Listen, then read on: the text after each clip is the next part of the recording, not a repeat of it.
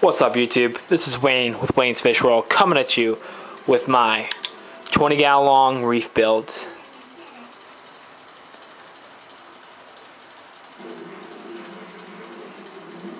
You can see the stand's coming a long way actually. So, I did stain it inside the canopy, both parts black. Now, it's not that brown inside. It's because I got a spotlight that's pretty intense aimed on the stand itself. And when I turn this off with regular room light, this is what you see. So it's pretty pitch black in there. It's not that black, but it's in between this and in between that. So it's pretty black. And the outside has another coat of stain, so it's actually a lot darker than what we see inside. But since it's inside, we're not really going to see it, and we're not really going to have this much light aimed onto it. I think this is what we're going to go with. So, stand still has a little bit of work to do. I've got to put trim work around it. I've got to put some latches on it. I mean, not latches. I got to put some knobs on it and the magnets on the door, because plywood has a bow in it, and these magnets will help keep the doors shut properly. And the knobs are just for opening it, and when I close it, the magnets will keep it closed. So once I get the trim work on the stand and the knobs on the stand doors, and there are 4 doors on the stand. You got 1, 2 on the canopy, and then you got 2 and 3 on the ground. I've also put a rug here, which needs to be severely vacuumed. You can actually see my stain in the left-hand corner right there. Working on that. Had a piece of cardboard down so it wouldn't get on the floor. Yeah. So I'm almost ready for the plumbing, and I'll take you inside.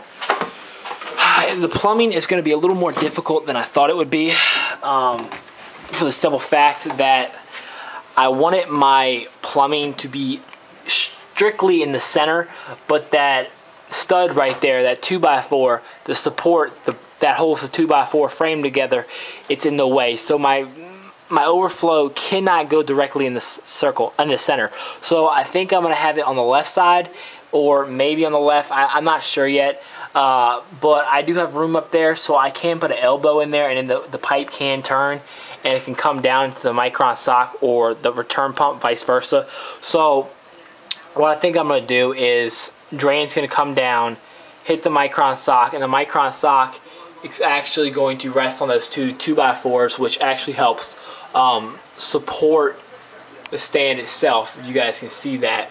So micron sock is going to drain down into the sump, and that water is going to go into different chambers. Now the sump is hideous right now. I haven't cleaned the glass, and I'll clean it when the time comes, and I'm not really worried about it right now because nothing's in it right now. But let's see if I can hold this spotlight and talk to you at the same time. So basically my sump's here. The micron sock's going to be in here. I'm going to have a chamber going like that.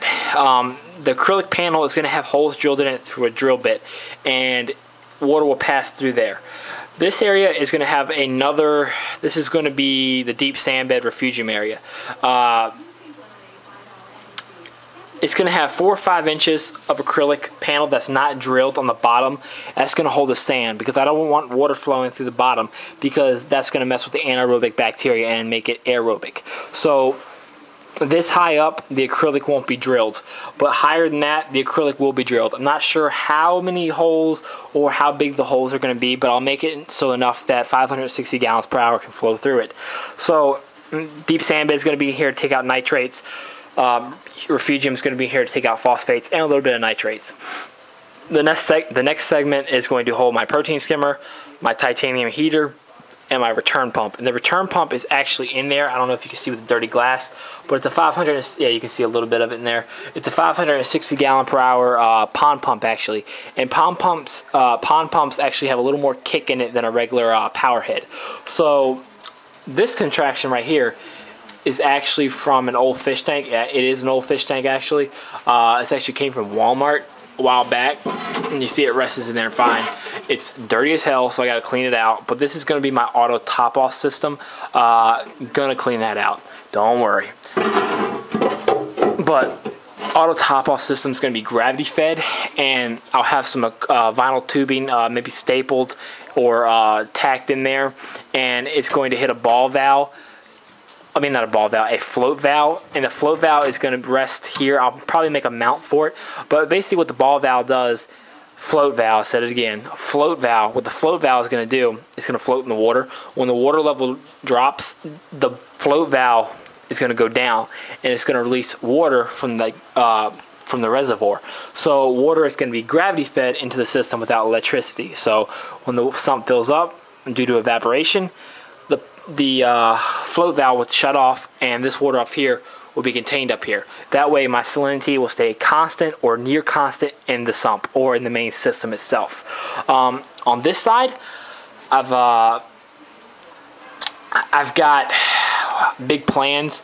I'm gonna have a diverter valve on my return pump, and I'm actually gonna probably put a UV light on top of here and probably mount it with zip ties on this 2x4 stud, and that UV light is going to drop back down to the sump and agitate the surface water in the sump, because I don't know if you've noticed, if you guys got sumps of your own, but the surface water in your sump tends to get a little stagnant. So I'm going to try to stay away from that. I don't want my water to be stagnant. Also, on this side, I don't know how I'm going to do it yet. I know how to make them. I just don't know how I'm going to do it, or what route I'm going to take for it. But on this side, on that 2x4 in the back, I'm going to take 2-part B-ionic and 1 second. Alright, we're good. But I'm going to take 2-part B-ionic and I'm going to mount it up there and probably, I don't know, drip feed it on a certain timing or certain drips per day. But I want to have B-ionic customly dripped into my system, and I know you can get doser pumps, but that's a waste of electricity. I can manually do it myself or gravity feed it, just like I'm going to gravity feed this auto top off system. You can go out and buy $100-some, almost $200-some auto top off system pump with the regulator connect to your Apex controller, but that's a waste of money. We can gravity feed it. Now, is it better than the gravity fed one with the float valve that tends to break sometimes? Yes, but this can do the same thing for a lot cheaper, and that's the whole reason I'm building this sump custom, because it's DIY. I can build it to my needs, and it's cheaper, and it feels better when you make it yourself. So big plans for the sump. Lighting on the sump is going to be a T5. I was looking at Lowe's today, and I saw some really cool LED lights, but it just wouldn't kick enough for the sump. And yes, Lowe's does sell some good LED lights that would be good for a sump, but not what I'm trying to do. So that's what's going on with the sump. Let me bring you upstairs to the main display. Let me sit back down in my chair. Alright, main display. How am I going to do the overflows or the return? That's going to be tricky. Now, my bottom is going to be drilled. Now, for all the people out there saying you're going to crack your glass, no. I got a pair of polarized glasses, and I got my cell phone screen, held it up there, tested my glass.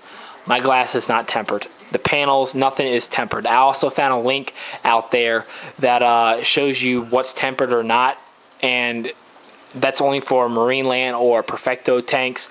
And I'm going to post a link right here if I can find it again in the video, and I'll put it in the description. But the safest way to do it is get a pair of polarized glasses and hold the LCD screen behind it. Tilt your head 45-degree angle, tilt it around by keeping your eyes on the same point.